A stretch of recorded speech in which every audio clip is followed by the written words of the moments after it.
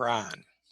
So Bob, thank you so much for your time. As always, it's a pleasure speaking with you, and I'm excited for our listeners, our audience of watchers, whoever they're watching this or viewing this, they have the opportunity to learn from you and your background. Before we jump into it, maybe just give a quick introduction about your background and yourself, and just your really just established and impressive career and all that you've done. Well, okay, I'll give you 30 seconds or so.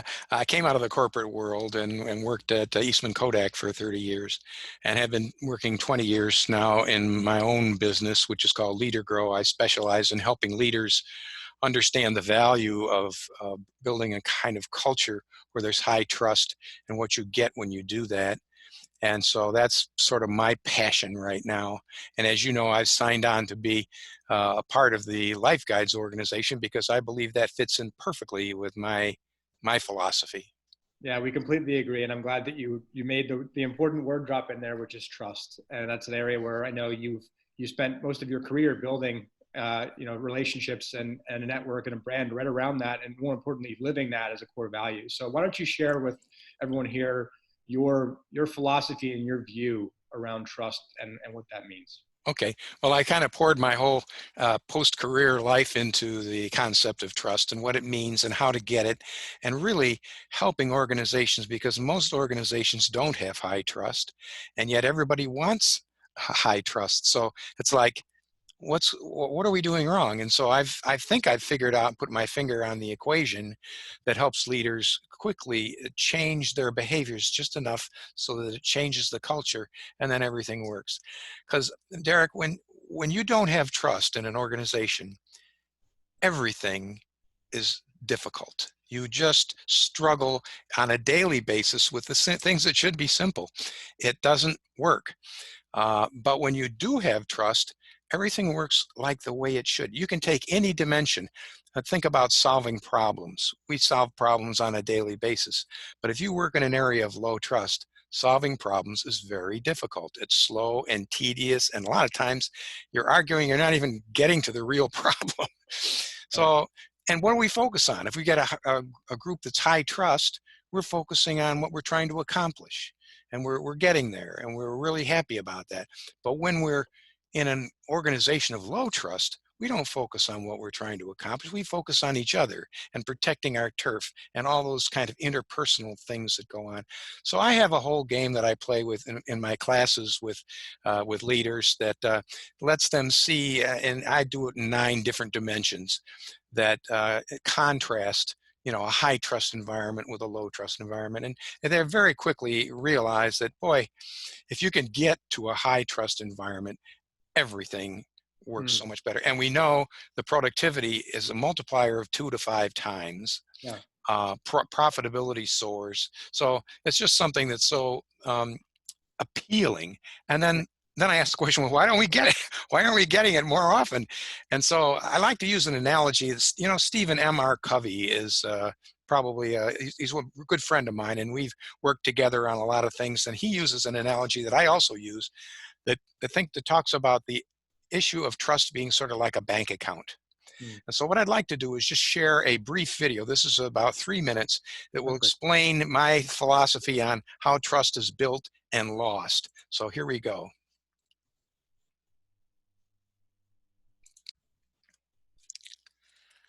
Maximize it here. There you go. Can you hear it? Hi, this is Bob Whipple, and I'm also called the Trust Ambassador. I wanted to share a very brief analogy with you about trust and how trust is built and lost over time. It has to do with this barometer that I made up.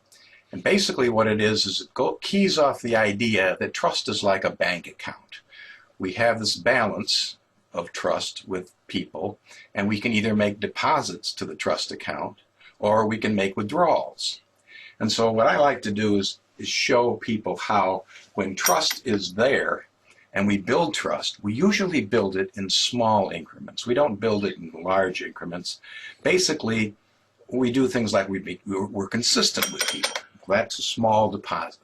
Or we walk our talk. We do what we say we're going to do. That's a small deposit. We're happy and we're nice with people. Basically, all the things that we do day to day after day build up the relationship with the other people with the relationship of trust, and it grows to a good balance. Unfortunately, when there's a withdrawal, it tends to look like this. Initiating panic sequence. So we had built up a high balance of trust, but it was all wiped out in maybe one sentence or an email or even some body language at a meeting.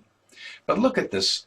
When we would go and what would we do if we lost trust? What we're going to do is try to build it back. So we're going to do all the things we did before to make deposits. We're going to walk our talk. We're going to be nice to people. We're going to give good feedback. We're going to praise people when they do well. We're going to do all these things. But you notice I'm making deposits day after day after day after day, and nothing's happening to the trust account, to the trust level. It takes an awful long time to build back the equity to where our deposits are actually registering in trust. But look at this. Well, what if you set up an organization such that when trust was high and then we had a withdrawal, instead of it crashing down, it looked like this? That would make a huge difference, because now as soon as we start making deposits, we're immediately building back the equity. And that's the concept that I call reinforcing candor. And we're going to talk about it in this program and how effective it is at making that phenomenon work in our lives.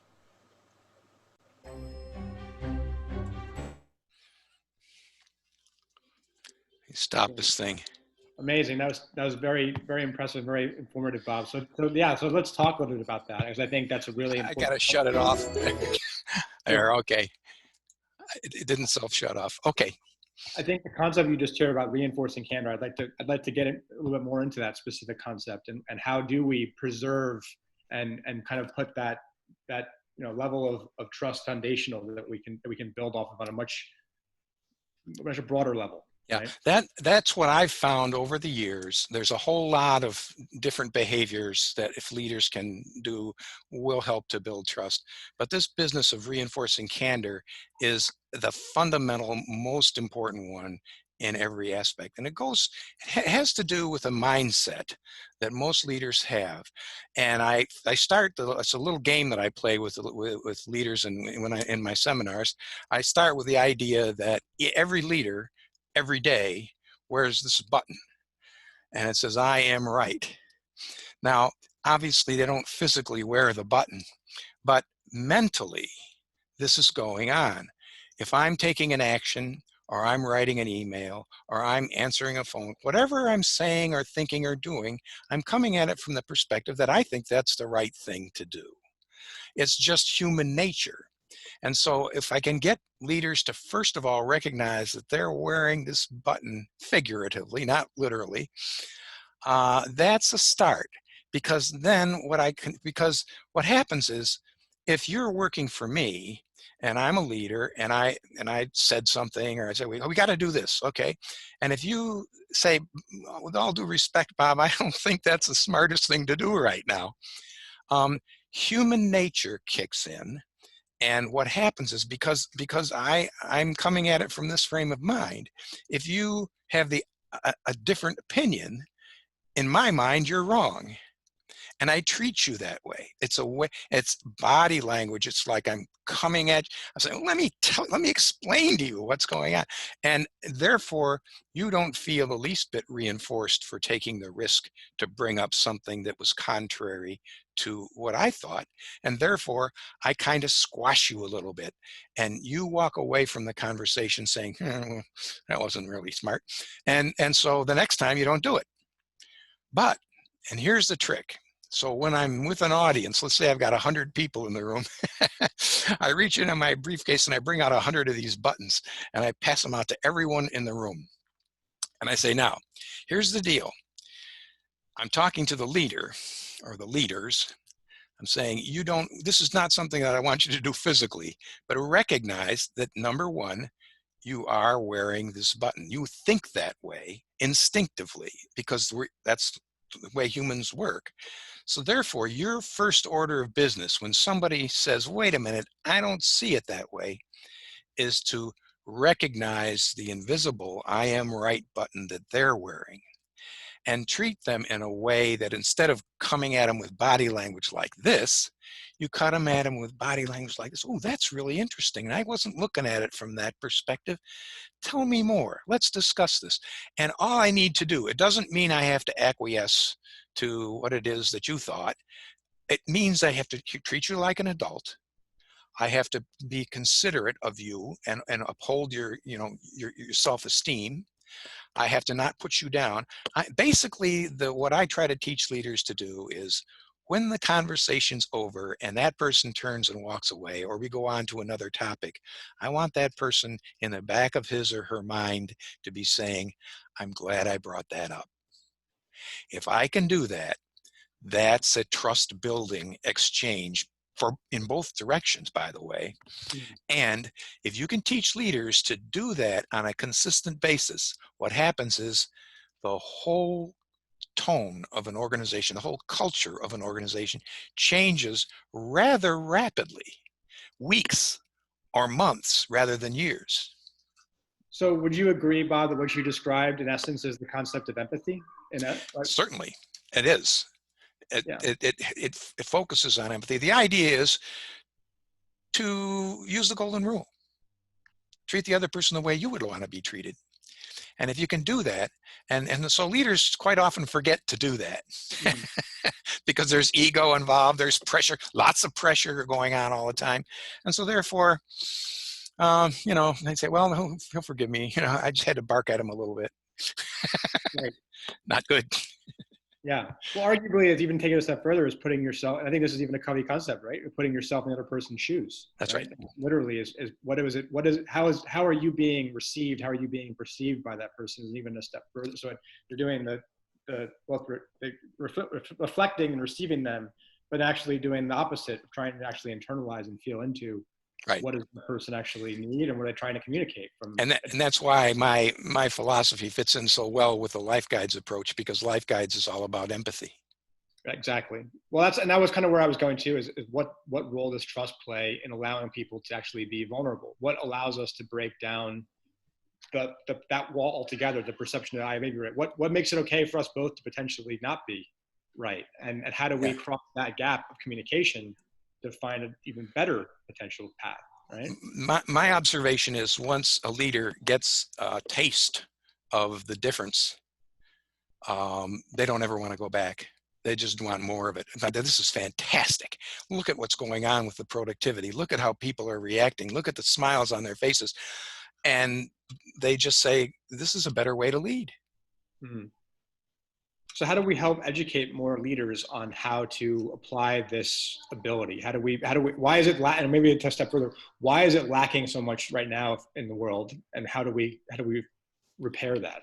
Well, number one, not enough leaders recognize the difference.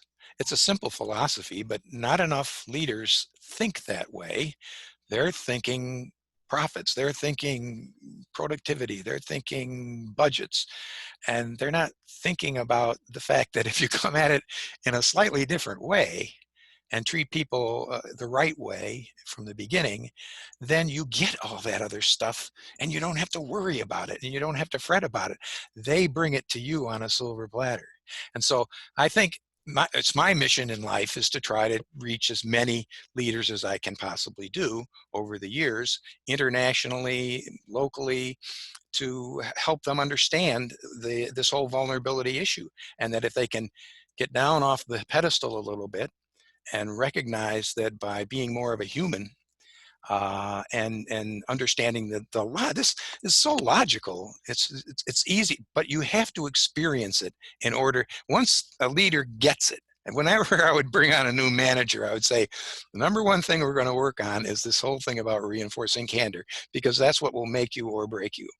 And once they grab onto it, it's like magic. And you can take an organization of 200 people that have had an abusive leader in the past, bring in a new leader and teach them this technique, and 3 months later they've doubled productivity and they're all having a ball, and everybody says, "This is the way, this is what it should be like." So to that point, I mean, how have you seen this evolve, or how do you see this evolving in the context of working remotely, working in through a pandemic? I mean, we've all been, I'll say to some extent, humbled by our Oh yeah. mortality, our relationships, our things we may have taken for granted before that around how we did business, around And our position. Yeah. so I did a program with an interview with Covey, similar to what we're doing here. I did with Stephen M.R. Covey on this very topic, and he makes a very good point that that if you would have gone into the pandemic's timing um, with a low or faulty trust structure culture in your organization, chances are that's going to get amplified because of the absence and the wondering if people are working. You're probably checking up on them and all kinds of stuff. But if you were smart enough to have had a really strong culture of trust going into the pandemic, chances are that because of that, you will find an amplification of more trust occurring during the hiatus, and when people come back, a much easier way to acclimate into the new, that people will contribute to the new way of doing business, because we're never going back to where we were. That's just not going to happen. It'll always forever be somewhat modified, at least. And so the perfect timing is during the height, when people aren't there, to extend trust. Trust is our greatest asset. And if we can learn to extend trust and really mean it, and be genuine and be vulnerable and tell the truth, don't BS people, but communicate much more. See, one of the observations that I always made was that when things were kind of difficult, when life was tough, when there was a rumor going around, or then our profits aren't where they need to be, and maybe we're going to have a layoff, or people are worried or upset about something like COVID-19. What managers tended to do is they tended to hide in their offices. They didn't want to go out and mix it up with people because they didn't have all the answers, and they thought, gee, if I go out there and be genuine, I'm going to have to admit that I don't know some things, and it's not going to be comfortable, and I don't have the answers, so I'm going to stay here and play with my computer, which is 180 degrees the wrong direction. I always taught that when things are dicey out on the shop floor, that's the time that you double or triple your interface time with people. And just the same with this COVID-19, the smart leaders that I've interviewed and the ones that I really respect are just doing an immense more with communication. Now that takes effort, but people see the effort.